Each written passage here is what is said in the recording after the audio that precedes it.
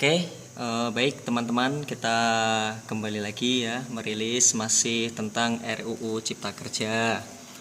Kita sekali lagi fokus pada masalah menangkis hoax. Setuju tidak setuju itu terserah Anda ya. Saya di sini cuma mengklarifikasi hoax yang beredar. Ini berkaitan dengan masalah hoax yang mengatakan bahwasannya nanti kalau RUU Cipta Kerja disahkan, pengusaha akan berlaku semena-mena, seenaknya sendiri mem-PHK buruh atau pekerja. Itu hoax kawan-kawan. Tengok pada pasal 151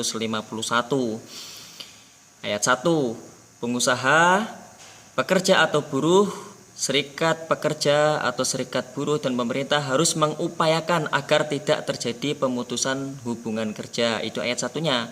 Dilanjut dengan ayat 2. Dalam hal pemutusan hubungan kerja tidak dapat dihindari, apabila pemutusan hubungan kerja tidak dapat dihindari, maka maksud dan alasan pemutusan hubungan kerja harus diberitahukan oleh pengusaha kepada pekerja atau buruh dan atau kepada serikat pekerja atau serikat buruh.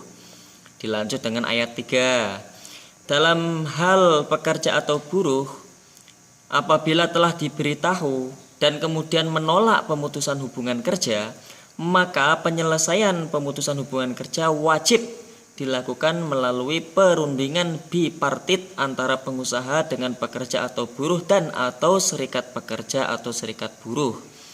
Kemudian ayat 4-nya, dalam hal perundingan bipartit sebagaimana dimaksud pada ayat 3 tidak mendapatkan kesepakatan. Apabila tidak mendapatkan kesepakatan dalam perundingan bipartit, maka pemutusan hubungan kerja dilakukan melalui tahap berikutnya sesuai dengan mekanisme penyelesaian perselisihan hubungan industrial. Kemudian lanjut pada pasal 151A. Nih. Pemberitahuan sebagaimana dimaksud dalam pasal 151 ayat 2 tidak perlu dilakukan oleh pengusaha apabila pekerjaan atau buruh mengundurkan diri atas kemauan sendiri, atau pekerja atau buruh dan pengusaha berakhir hubungan kerjaannya sesuai perjanjian kerja waktu tertentu. Kemudian pekerja atau buruh mencapai usia pensiun sesuai dengan perjanjian kerja, peraturan perusahaan atau perjanjian kerjasama, atau pekerja atau buruh meninggal dunia. Kemudian dilanjut pada pasal 153. Nah ini jelas yang mengatakan pengusaha akan mem-PHK karyawan atau buruh atau pekerja semena-mena itu hoax. Tengok pasal 153. Pengusaha dilarang melakukan pemutusan hubungan kerja kepada pekerja atau buruh dengan alasan berhalangan masuk kerja karena sakit menurut keterangan dokter selama waktu tidak melampaui 12 bulan secara terus-menerus. Tengok itu jaminannya ya. Kemudian pemutusan hubungan kerja kepada pekerja atau buruh juga dilarang dilakukan pengusaha apabila dengan alasan pekerja atau buruh berhalangan menjalankan pekerjaannya karena memenuhi kewajiban terhadap negara sesuai dengan ketentuan peraturan perundang-undangan.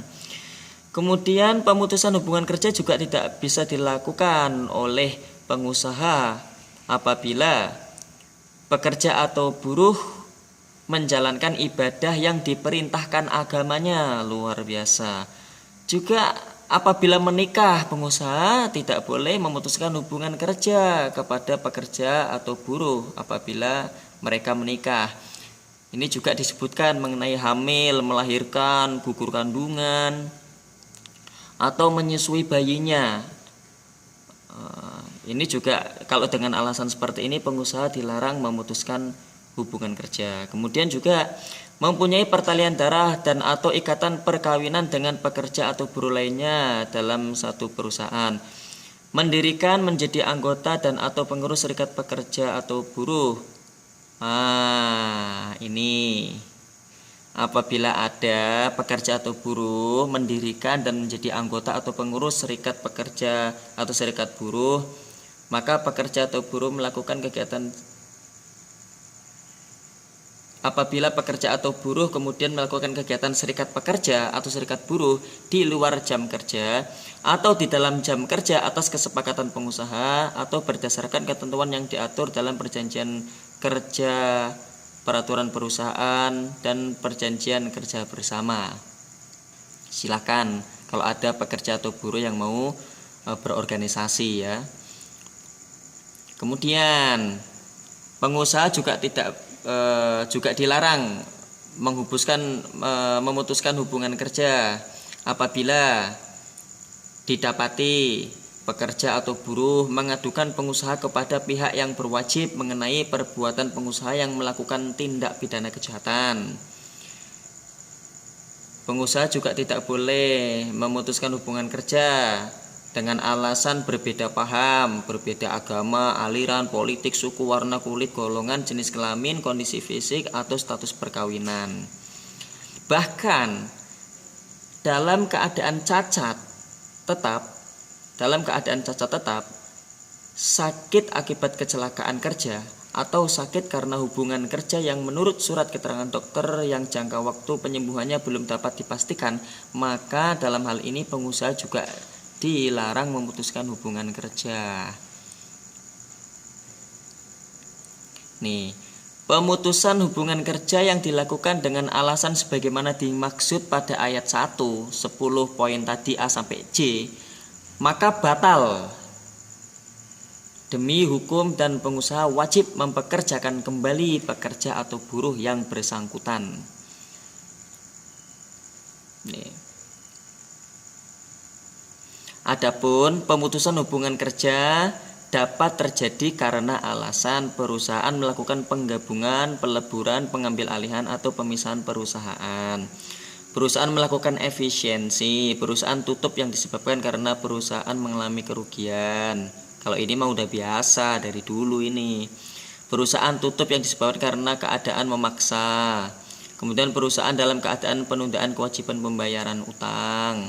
Perusahaan pailit, perusahaan melakukan perbuatannya merugikan pekerja atau buruh mengundurkan diri atas kemauan sendiri. Pekerja atau buruh mangkir, pekerja atau buruh melakukan pelanggaran ketentuan yang diatur dalam perjanjian kerja, peraturan perusahaan, atau perjanjian kerjasama. Pekerja atau buruh ditahan pihak yang berwajib. Pekerja atau buruh mengalami sakit berkepanjangan atau cacat akibat kecelakaan kerja dan tidak dapat melakukan pekerjaannya setelah melampaui 12 bulan. Pekerja atau buruh memasuki usia pensiun. Pekerja atau buruh meninggal dunia. Apabila kondisi A sampai N ini terjadi, maka tidak mengapa pengusaha melakukan pemutusan hubungan kerja. Selain alasan pemutusan hubungan kerja sebagaimana dimaksud pada ayat 1, maka dapat ditetapkan alasan pemutusan hubungan kerja lainnya dalam perjanjian kerja. Ya, perjanjian kerja antara pengusaha dan buruh atau pekerja, peraturan perusahaan atau perjanjian kerja sama. Ketentuan lebih lanjut mengenai persyaratan dan tata cara pemutusan hubungan kerja diatur dengan peraturan pemerintah. Jelas ya teman-teman ya.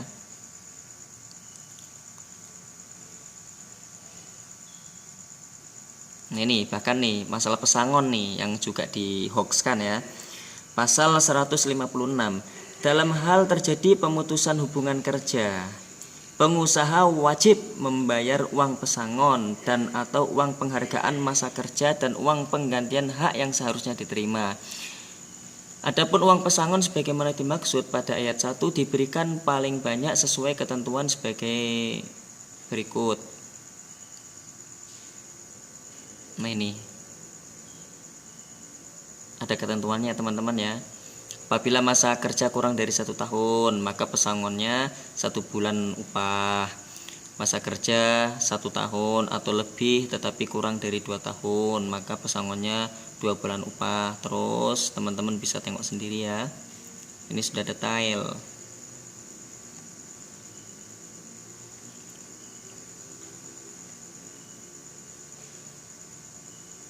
Nah, ini juga silakan bisa ditengok sendiri, dibaca sendiri.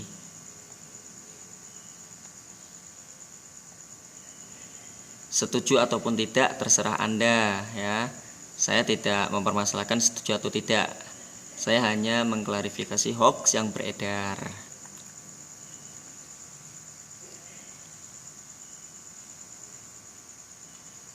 Nih, uang penggantian hak yang seharusnya diterima oleh pekerja atau buruh sebagaimana dimaksud pada ayat 1 meliputi cuti tahunan yang belum diambil dan belum gugur, biaya atau ongkos pulang untuk pekerja atau buruh dan keluarganya ke tempat di mana pekerja atau buruh diterima bekerja. Hal-hal lain yang ditetapkan dalam perjanjian kerja, peraturan perusahaan, dan perjanjian kerja bersama. Ketentuan lebih lanjut mengenai pemberian uang pesangon, uang penghargaan masa kerja, dan uang penggantian hak sebagaimana dimaksud pada ayat 2, 3, dan 4 diatur dengan peraturan pemerintah.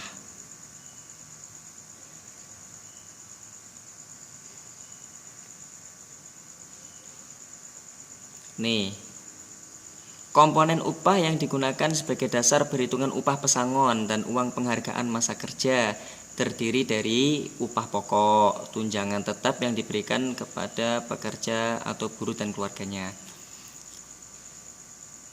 Dalam hal penghasilan pekerja atau buruh dibayarkan atas dasar perhitungan harian, upah sebulan sama dengan 30 kali upah sehari. Dalam hal upah pekerja atau buruh dibayarkan atas dasar perhitungan satuan hasil, maka upah sebulan sama dengan penghasilan rata-rata dalam 12 bulan terakhir. Dalam hal upah sebulan sebagaimana dimaksud pada ayat 3 lebih rendah dari upah minimum, maka upah yang menjadi dasar perhitungan pesangon adalah upah minimum yang berlaku di wilayah domisili perusahaan. Ya, jelas ya.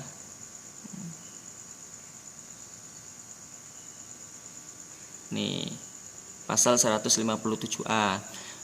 Selama proses penyelesaian perselisihan hubungan industrial, maka pengusaha dan pekerja atau buruh harus tetap melaksanakan kewajibannya. Pengusaha dapat melakukan tindakan skorsing kepada pekerja atau buruh yang sedang dalam proses pemutusan hubungan kerja dengan tetap membayar upah beserta hak lainnya yang biasa diterima oleh pekerja atau buruh. Pelaksanaan kewajiban sebagaimana dimaksud pada ayat 1 dilakukan sampai dengan selesainya proses penyelesaian perselisihan hubungan industrial sesuai tingkatannya. Sekian, Assalamualaikum warahmatullahi wabarakatuh.